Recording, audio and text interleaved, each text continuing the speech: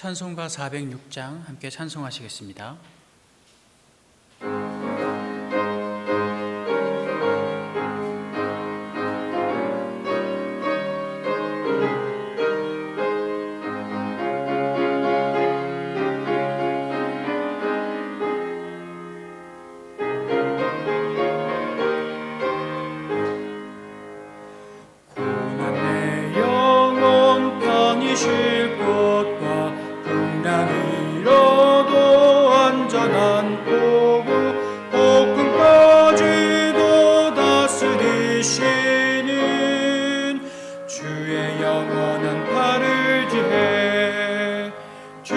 영원하신 팔 함께하사 항상 나를 붙드시니 어느 곳에 가든지 요동하지 않음은 주의 팔을 의지함이라.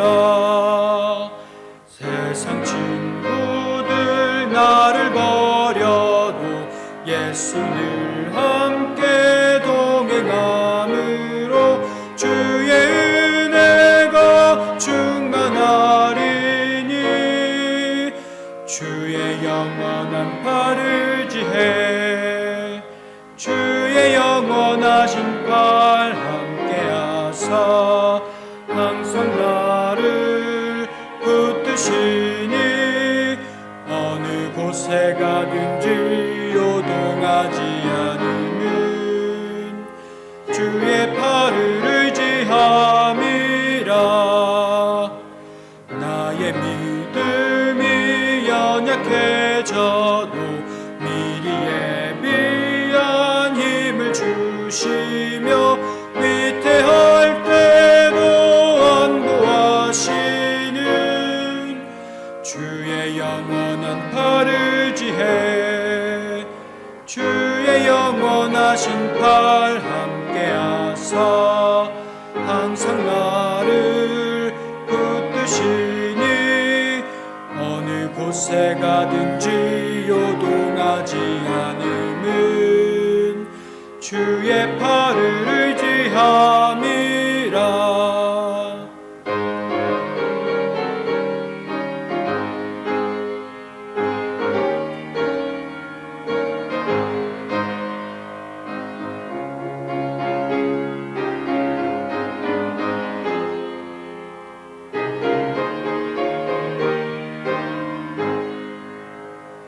능치 못한 것 주께 없으니 나의 일생을 주께 맡기면 나의 모든 짐 대신 지시는 주의 영원한 팔을 지해 주의 영원하신 팔 함께하사 항상 나를 붙드시니 어느 곳에 가든지 요동하지 않음은 주의 팔을 의지함이라.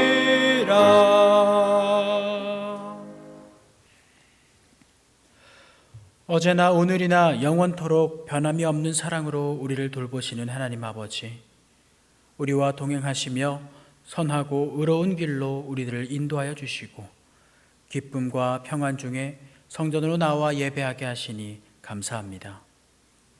주님과 함께하며 예배하는 이 복된 시간, 크신 사랑과 은총을 내려주셔서 저희들의 심령을 만족하게 하여 주옵소서. 우리가 드리는 찬송과 온전한 예배가 하나님께 기쁨이 되기를 원합니다. 우리가 올려드리는 기도의 향기와 같이 하늘 보좌에 상달되어 응답되기를 간절히 원합니다. 말씀으로 우리를 또한 충만하게 해주시기도 원합니다. 이 모든 예배의 시종을 주님께 온전히 맡겨드리오니 주여 우리와 함께 하여 주옵소서. 예수님의 이름으로 기원하옵나이다. 아멘. 나는 전능하신 아버지 하나님 천지의 창조주를 믿습니다. 나는 그의 유일하신 아들 우리 주 예수 그리스도를 믿습니다.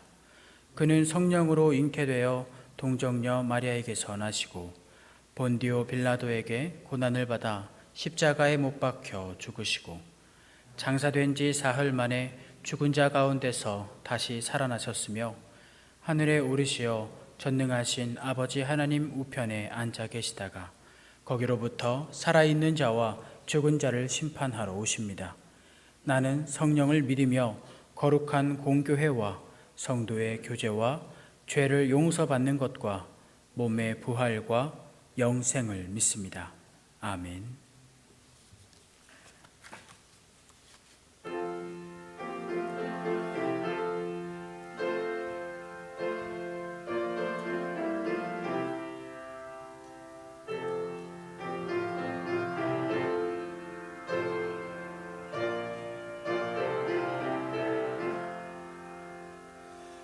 험한 시험물 속에서 나를 건져주시고 노한 풍랑 지나도록 나를 숨겨주소서. 주여 나를 돌보시사 고이 품어주시고 험한 풍파 지나도록 나를 숨겨주소서. 권세 능력 무한하사 모든 시험 이기고 풍랑까지 다스리는 주님 앞에 비오니 주여 나를 돌보시사 고이 품어주시고 험한 풍파 지나도록 나를 숨겨주소서.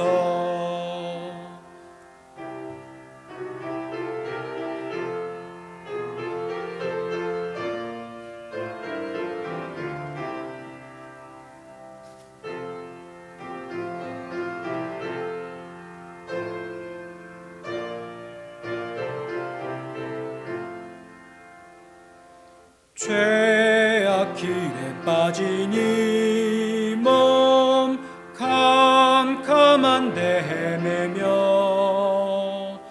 부르짖는 나의 원 들으소서. 내 주여 주여 나를 돌보시사 고이 품어주시고 험한 풍파 지나도록 나를 숨겨주소서.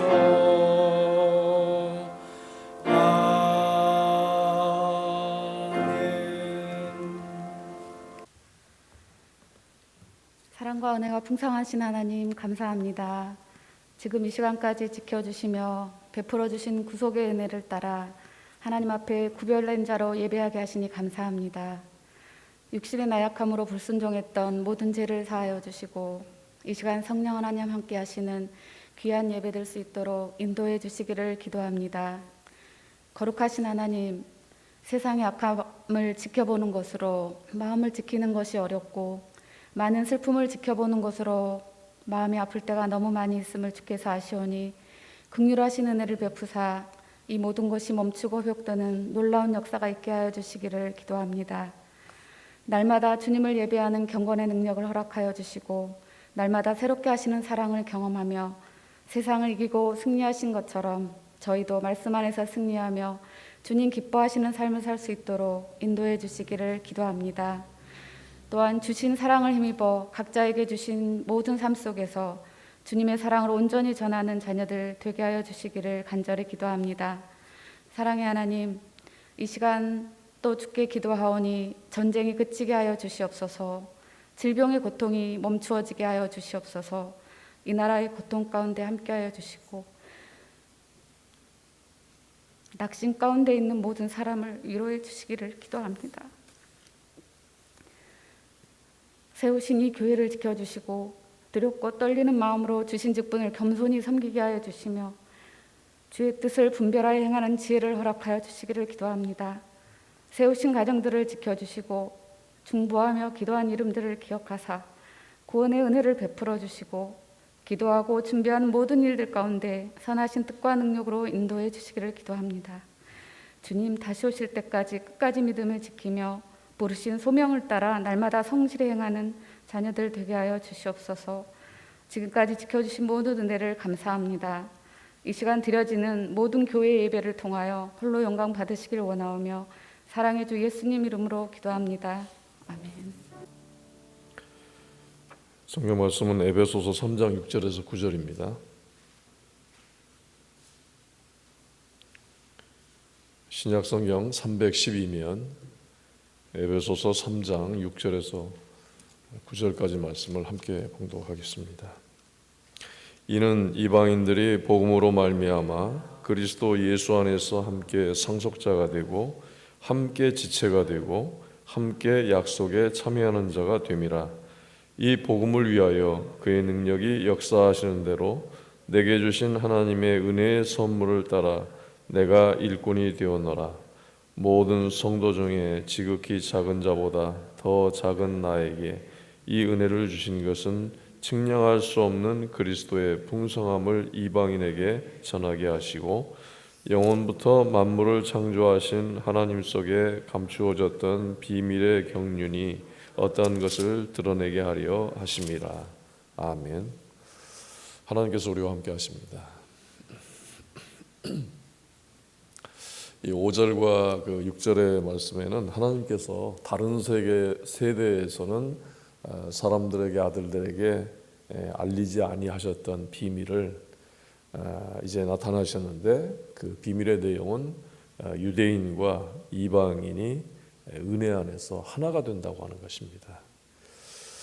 이방인들 중에서 회심하고 하나님께 돌아오는 사람들, 그리고 또 유대인들 중에서도 회심하고 돌아와서 예수를 믿는 자들은 모두가 다 한 믿음 안에서 똑같은 그 지위, 똑같은 신분, 똑같은 특권을 누리게 된다고 하는 것입니다. 이 하나님께서 세상에 드러낸 이 하나님의 비밀의 경륜은 이방인들이 유대인과 이제 함께 하나가 되어서 그리스도의 몸으로 세워진다고 하는 그런 내용입니다. 그래서 이 세상 어느 곳에서든지 어느 곳에 있든지 교회, 믿음으로 교회가 세워지는 것이고 이 교회는 하나의 교회. 건물로는 뭐 수없이 많겠지만 그러나 그 교회는 하나밖에 없는 교회, 하나의 교회라는 그런 말씀입니다. 6절에서 이제 이는 이방인들이 복음으로 말미암아 그리스도 예수 안에서 함께 상속자가 되고 또 함께 지체가 되고 함께 약속에 참여하는 자가 됨이라고 말씀하고 있습니다. 이렇게 이제 그리스도인이 되면 이방인들도 유대인들과 똑같이 동일한 지위와 특권을 누리게 됩니다. 이 6절을 말씀에서 그 유대인이나 또 이방인들이나 믿음 안에서 한 성도가 된 교회가 된 사람들에게 주어지는 특권 세 가지를 말씀하고 있는데 첫 번째가 이제 함께 상속자가 된다고 하는 말씀입니다. 구약에서는 이제 그 기업, 유업 이렇게 표현이 되고 있는데 그 유업과 기업이 이스라엘 백성들이 세상 사는 동안에는 약속의 땅 가나안으로 그렇게 또 주어졌지만 이 성경에서 그 기업의 그 본질적인 개념은 천국입니다.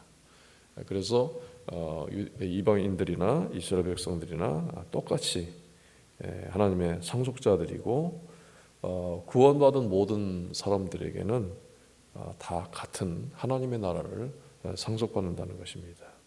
그래서 우리 모두가 다 이 하나님의 기업을 상속받는 자들이라고 성경에서 말씀을 하고 있습니다.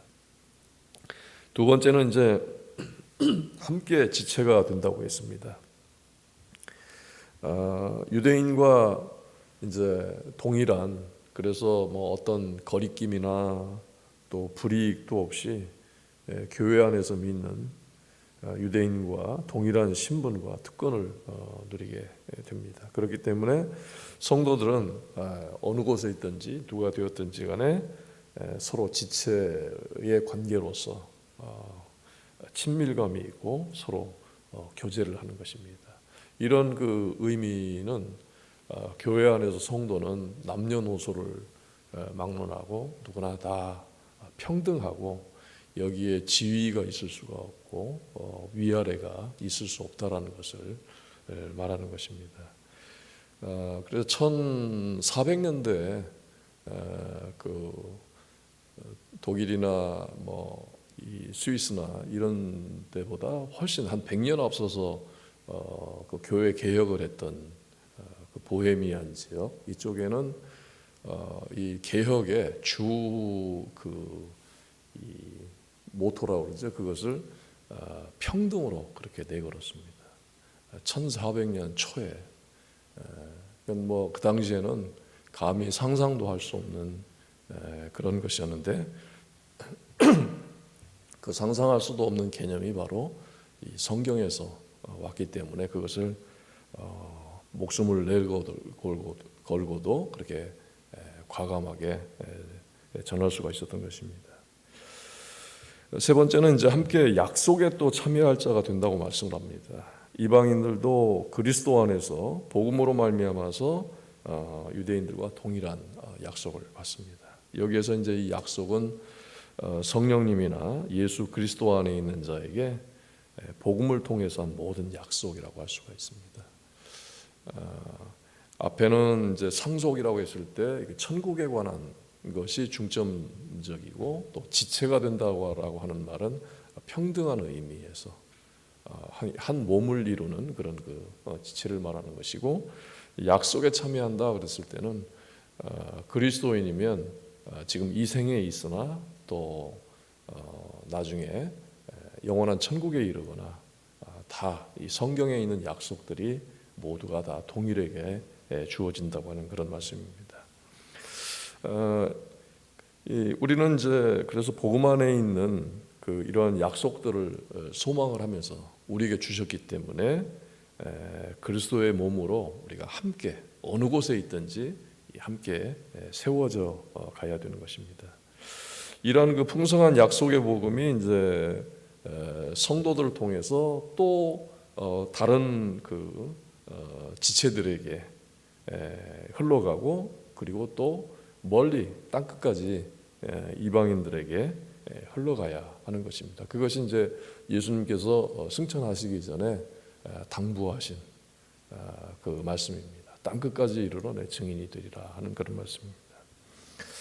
이 하나님의 경륜의 역사는 하나님께서 우리를 구원하시기 위해서 그 예수님을 통해서 나타나고 또 예수님을 통해서 유대인들에게 나타나셨고 또 유대인들은 또 이방인들에게 흘러가고 대표적으로 이제 사도 바울을 통해서 이방인들에게 복음을 전하게 됐죠. 그리고 이 성경에서 이 구원의 그 이 최종 종착지 완성 어디까지 복음이 가야 되나? 땅 끝까지 가야 된다고 말씀을 하는데 여기서 이제 만물들 그래서 그 사람뿐만 아니라 이 세상 모든 그 피조물들이 사람의 죄악으로 말미암아서 신음을 하고 있기 때문에 고통받고 있기 때문에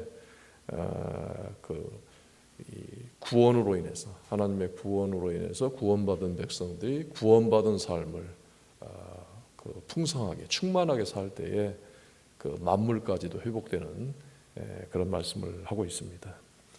그런데 이제 이 비밀이 이게 왜 비밀이냐면 과거에는 그 이스라엘 사람들만 하나님의 선택을 받고 구원받았던 것으로 그렇게 이해를 하고 이방인들에게는 그 정말 사람 취급도 하지 않는 그런 이스라엘 백성들이었는데 그래서 그 과거에는 이것이 그렇게 생각하던 이스라엘 사람들이 그렇게 생각을 해서 그것이 감추어진 것처럼 보여졌었는데 사실 그 구약에는 이스라엘 백성들만 구원받는 것이 아닙니다. 이사야서에도 그 이방 선교에 관한 그 선교 사상이 아주 굉장히 풍성하게 나오고 있습니다. 그런데 아무튼 이스라엘 백성들의 그 잘못된 그 선민 사상으로 인해서 이것이 이제 비밀처럼 감추어졌지만 예수 그리스도를 통해서 이제 완전하고 분명하게 드러나게 된 비밀입니다.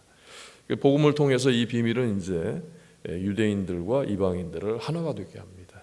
이것을 이제 유대인들도 마찬가지였지만 이 사상이 하나가 된다고 하는 이 사상이 뭐 유대인들은 결코 받아들일 수 없었죠. 그래서 사도 바울이 그 교회에서 성경을 가르칠 때마다 꼭 이 유대인 기독교인들이 뒤따라와 가지고 계속해서 복음을 방해를 합니다.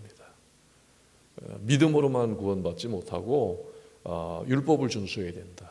할례도 받아야 되고 율법을 지켜야만 구원을 받는다. 그렇게 막 방해를 했던 것입니다. 왜냐하면 그 사상이 유대인들에게 기독교인이 됐음에도 불구하고 너무나 오랫동안 뿌리가 박혀 있었기 때문에 바뀌지 않았던 것입니다. 유대인들도 이 사상이 있어서 하나가 된다라고 하는 것을 뭐 결코 받아들일 수가 없는 것이었고 이방인들도 마찬가지로 이 사상은 영적 혁명에 가까운 영적 혁명이라고 할 수가 있습니다. 뭐 그 이전에는 유대인과 이방인이 도무지 함께 할 수가 없었기 때문입니다. 하나님께서 특별히 계획하신 이 구속의 역사가 구속의 역사로 나타나는 결과가 교회입니다.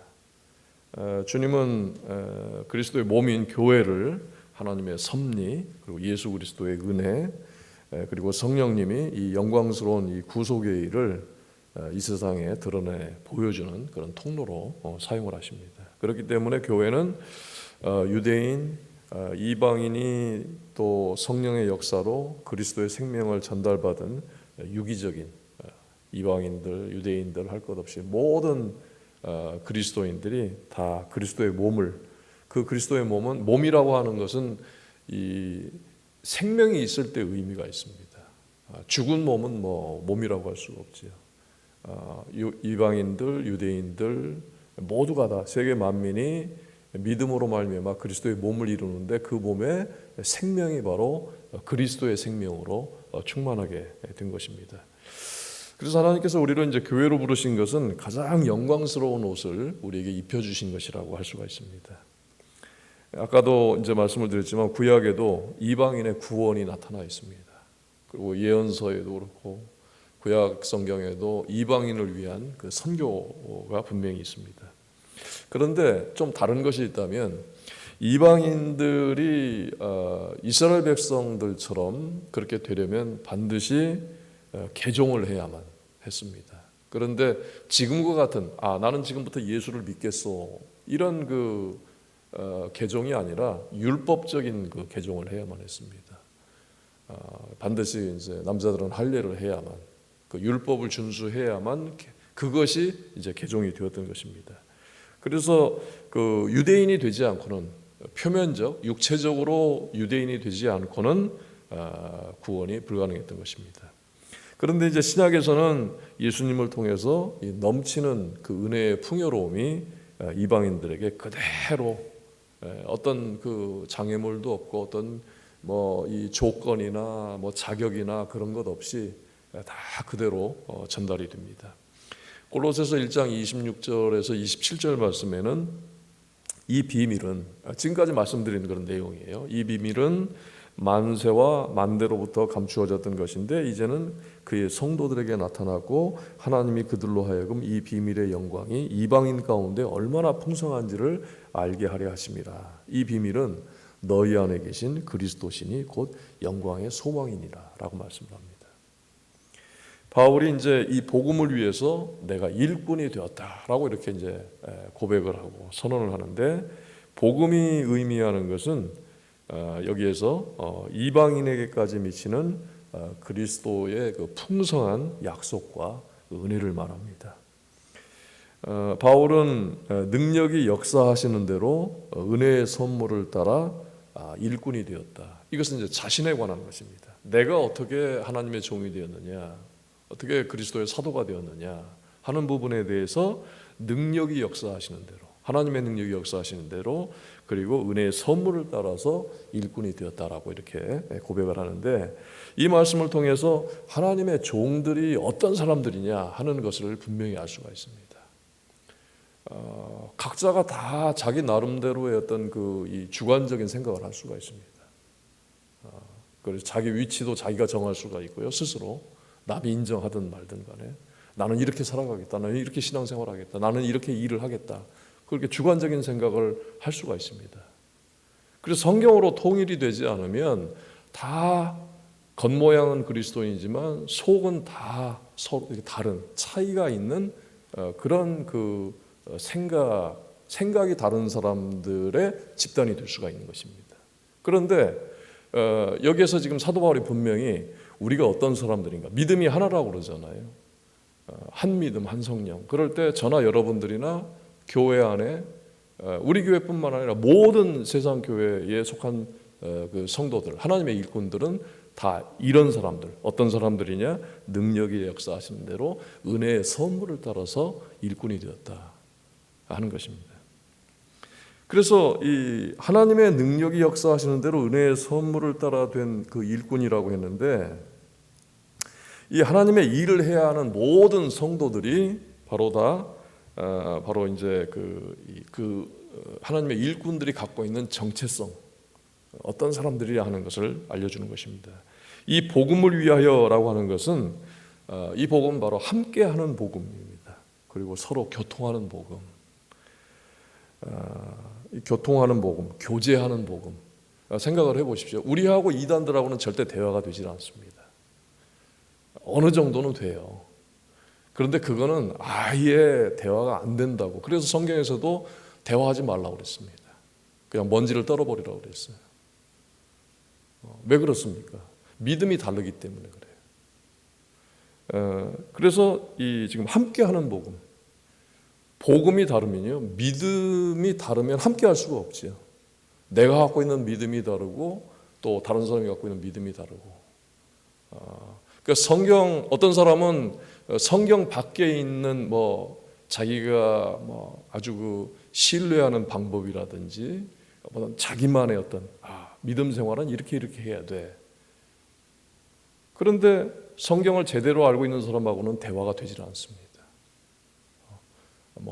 기도는 꼭 이렇게 해야 돼. 헌금은 예를 들어서 꼭 이렇게 해야 돼. 그렇게 특별한 것을 강조할 때는 함께하는 복음이 아니고, 그리고 또 교통하는 복음이 아니라는 것입니다.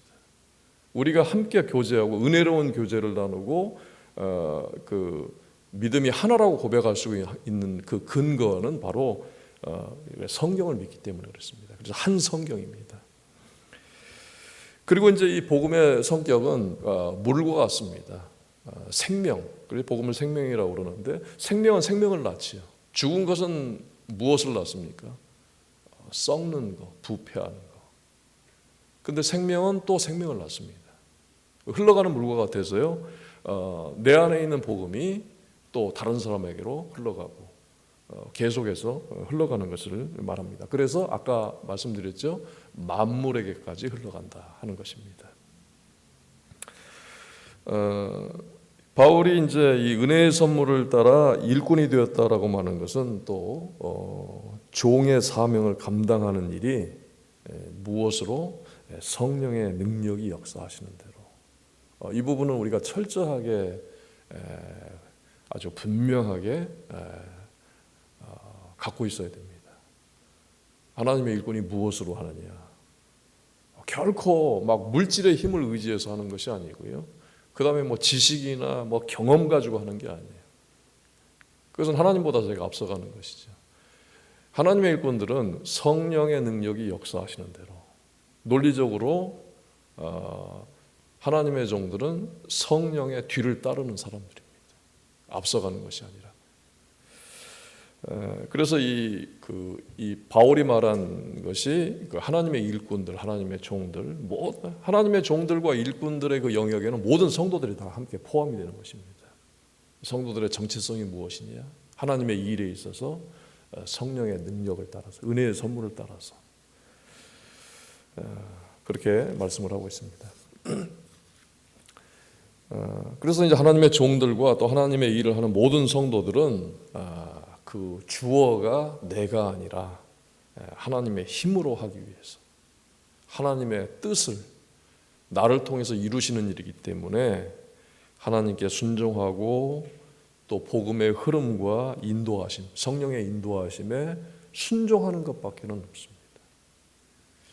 그것이 이제 참된 종의 모습이고 그것이 은혜입니다.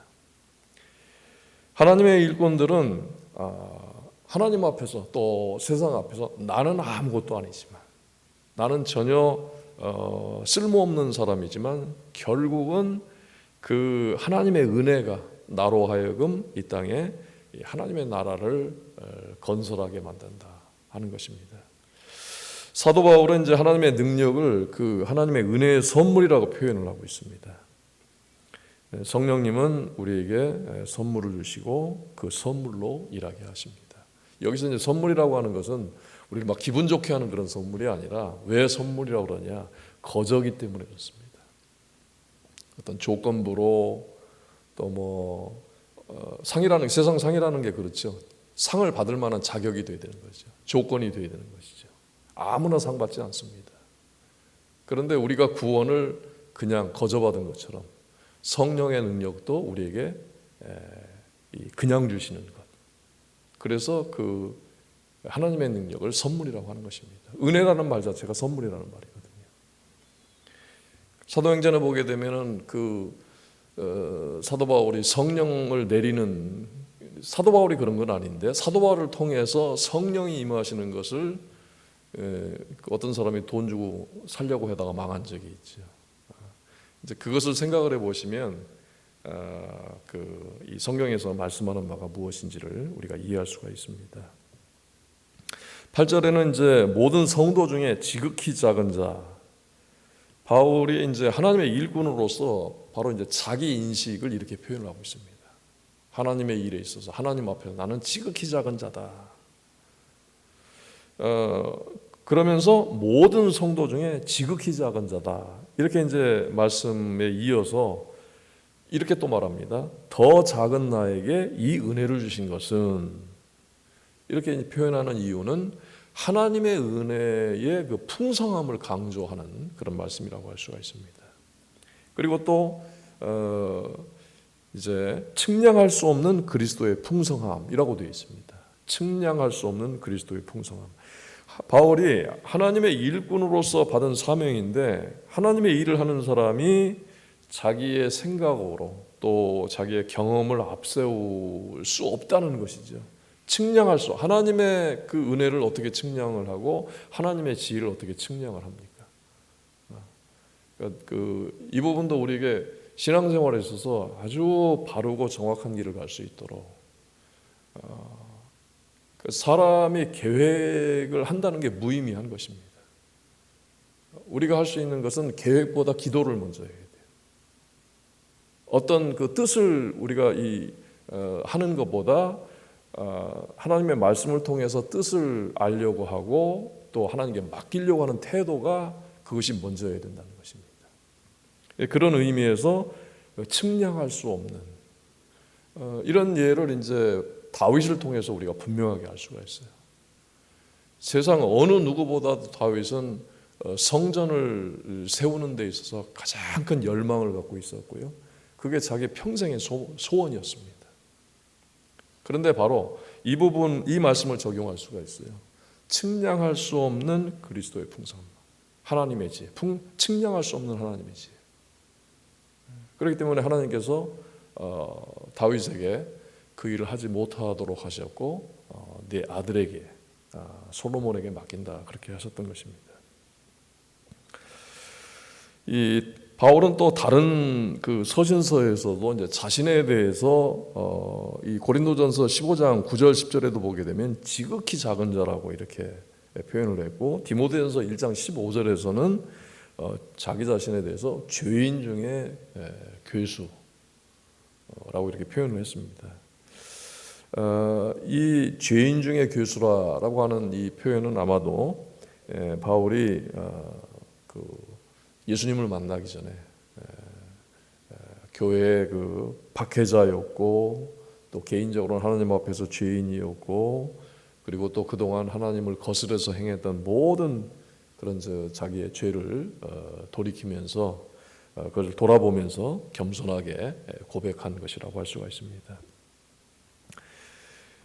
바울의 사명은 그렇기 때문에 오히려 더 측량할 수 없는, 세상에서는 그렇게 박해자였으면 그 박해의 일을 행한 대가로 응분의 대가를 받아야 되는 것이 당연한 것인데, 바울 자신의 삶 자체가 하나님의 측량할 수 없는 그런 그리스도의 풍성함 가운데 있었기 때문에 그런 죄인 중에 괴수도 하나님께서 돌이키셔서 은혜의 사도로, 그리스도의 풍성함을 전하는 사도로 그렇게 세우셨다고 하는 것을 알 수가 있습니다.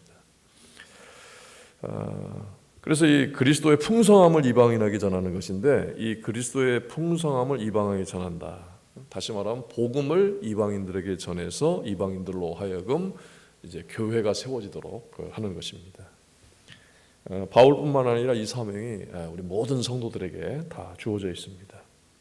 그래서 우리는 이제 내가 그리스도와 이미 연합을 했듯이 그 그리스도의 그 측량할 수 없는 풍성함을 또 이방인들에게 전해서 나와 또 이방인들이 내가 그리스도와 연합한 것처럼 이방인들도 예수 믿고 다 그리스도와 연합을 해서 그 풍성함을 다 함께 누리도록 해야 하는 것입니다. 바울은 이 측량할 수 없는 그리스도의 풍성함을 전파하기 위해서 부름을 받았다, 하나님의 일꾼이 되었다라고 말씀합니다. 여기서 이제 이 복음 전파자의 또 임무를 알 수가 있는데, 그것은 단순한 그 어떤 종교적인 전파, 또 뭐 일반적인 의미에 있어서 뭐 경건이나 또 뭐 종교의 중요성, 뭐 어떤 표준들, 그런 의식들을 가르치고 훈련하는 그런 의미가 아니라, 이 복음 전파에 있어서 가장 필수적이고 가장 중요한 것, 사실 이거밖에는 없습니다. 그것이 무엇이냐면 오직 예수 그리스도만을 전하는 것입니다. 풍요는 측량할 수 없는 그리스도의 풍성함입니다. 하나님께서 우리에게 주신 것도 복음이요, 또 우리를 통해서 이방인들에게 전하는 것. 우리가 사실 이방인인데 누가 됐든 전하는 것이 그리스도의 풍성함, 복음을 전하는 것입니다.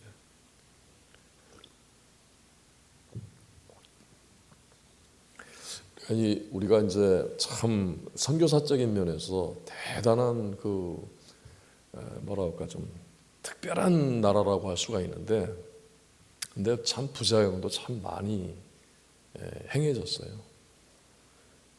우리는 바울과 같이 이렇게 복음을 전한다기보다도 선교지에 많은 오랫동안 이 그 부작용이 뭐냐면은 한국 교회를 전하려고 그랬던 거예요. 한국 교회, 한국 교회의 스타일, 한국 교회의 모습. 그래서 이제 벌써부터 이 선교적인 그런 일들이 지금은 많이 비판을 받고 있습니다. 그 비판의 한 세대가 이미 지나갔다고 할 수가 있어요. 오래전에 그 비판을 했고, 그래서 우리 교회, 우리나라에서 한 그 선교는 그 어떤 선교지에 자기네 그 자기 교회, 제2교회, 뭐 제3교회 이런 식으로, 그 다음에 막 그 교단 중심의 그 선교를 너무 그 강조해서 연합이 되지를 않고 오히려 참 그 잡음도 많고 그랬던 그런 역사가 있습니다. 복음은 하나고요. 그리스도의 은혜도 그 그리스도의 은혜가 우리에게 나타난 구원입니다. 여기에 있어서 뭐 다른 어떤 뭐 무슨 방법, 형식, 의식 꼭 이렇게 장로교처럼 해야 돼? 아니야. 뭐 감리교가 최고야. 예를 들면 그렇게 해서는 안 된다는 거죠. 이런 일꾼의 어떤 개념, 그 다음에 복음 전파의 내용, 이것을 분명히 사도 바울에게서 우리가 배울 수가 있습니다. 우리가 해야 할 일, 우리가 주님께로부터 받은 것이 무엇을 받았습니까? 율법이 아닙니다. 복음, 은혜를 받았습니다. 율법은 짐이거든요, 짐. 그런데 우리에게 짐을 주신 것이 아니라 자유를 주셨어요. 이런 것을 생각할 때 우리도 전하는 것이 뭐 선교지뿐만 아니라 가정에서도 마찬가지고요. 자녀들에게 또 이웃에게 누구에 되거나 우리가 그리스도께 받은 것만을 우리가 전해줘야 되는 것입니다. 누구든지 하나님으로부터 받은 은혜가 없다면 하나님의 백성들을 섬길 수가 없는 것입니다. 하나님의 일꾼들은 자신이 하나님께로부터 받은 것만을 사람들에게 나누어 줄 수가 있습니다. 자꾸만 그런데 이제 하나님께 받은 것이 아니라 자기들이 뭔가 주려고 할 때 문제가 생기는 거죠. 교회가 이제 혼란에 빠지지 않도록 하기 위해서는 성도들도 그렇고 교역자들, 사역자들 모두가 다 자신이 하나님께 무엇을 받았는지 그것이 확실해야만 합니다. 받은 것이 없이 나눌 수가 없기 때문에 우리는 봉사하는 것보다도 은혜 안에 있는 일에 더 마음을 두어야 한다는 것입니다. 구약의 그 제사장들이 이제 우리에게 주는 본이 하나 있어요. 좋은 본이 있는데 그 율법 시대에서도 먼저 하나님께서 이들에게 명령하신 것이 뭐냐면 성막에서 다른 사람들의 이 제사를 위해서 돕는 역할을 하는데 먼저 제사장들은요 다른 사람들보다 먼저 하나님께 자기 자신을 드릴 수 있도록 자신을 위한 제사를 드리고 그 다음에 봉사할 수 있도록 그렇게 하셨던 것입니다. 그래서 하나님의 이 일꾼들은 오늘날도 마찬가지입니다. 하나님의 일에 있어서 우선순위가 무엇이냐 하는 것입니다. 반드시 은혜 안에 있어야 된다는 것입니다. 단순히 은혜를 공급받는 것이 아니라 어떤 은혜입니까? 측량할 수 없는 그리스도의 풍성함을 공급받아야 합니다. 함께 기도하시겠습니다. 여러분, 나는 영적 풍성함을 공급받으며 살고 있습니까? 하나님만을 의지하는 하나님의 자녀입니까? 풍성한 하나님의 은혜, 또 측량할 수 없는 하나님의 은혜를 사모하면서 기도하시길 바라고, 원성 교사님 위해서 기도하시는데 아마 이번 주에는 그 고통이 아주 심한 상태인 것으로 보입니다. 계속해서 기도해 주시기 바랍니다.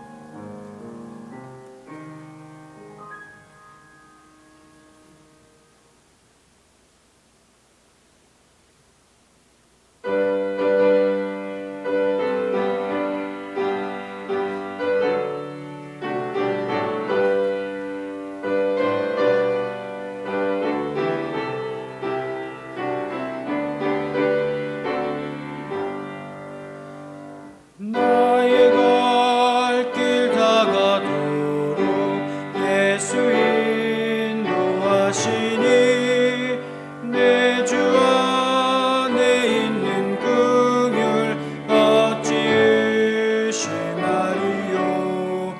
믿음으로 사는 자는 하늘 위로 받겠네.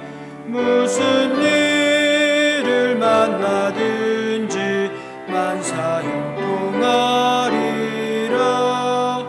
무슨 일을 만나든지 만사형통하리라.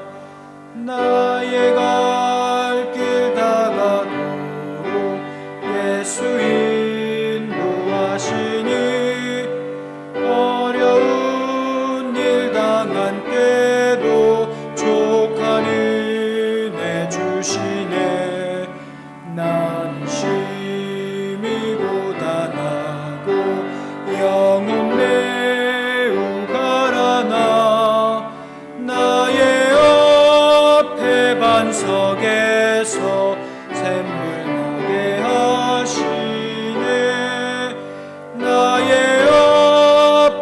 반석에서 샘물 나게 하시네.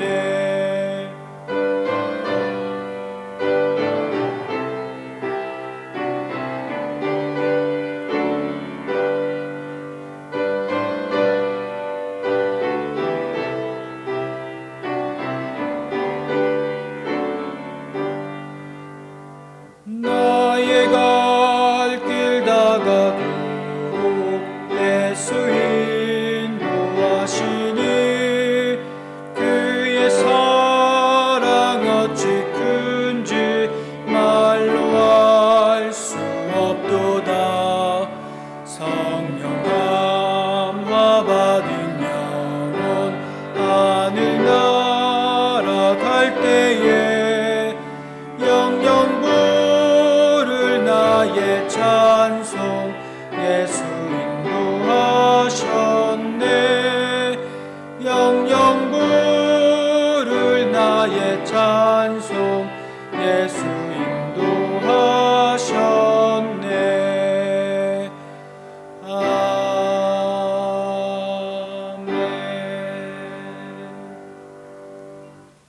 우리 이 시간 함께 기도하실 때에 오늘 말씀을 기억하며 기도하시기 바랍니다. 또 환우를 위해서 기도해 주시고 아까 말씀드렸던 것처럼 원지견 선교사님이 최근 치료 과정 속에서 몸과 마음이 굉장히 좀 연약해지신 것 같습니다. 선교사님의 영을 하나님께서 더욱 굳건하게 붙들어 주시기를 간구하시며 또 기도해 주시기 바랍니다. 개인적으로 또 기도하신 후에 돌아가시기 바랍니다.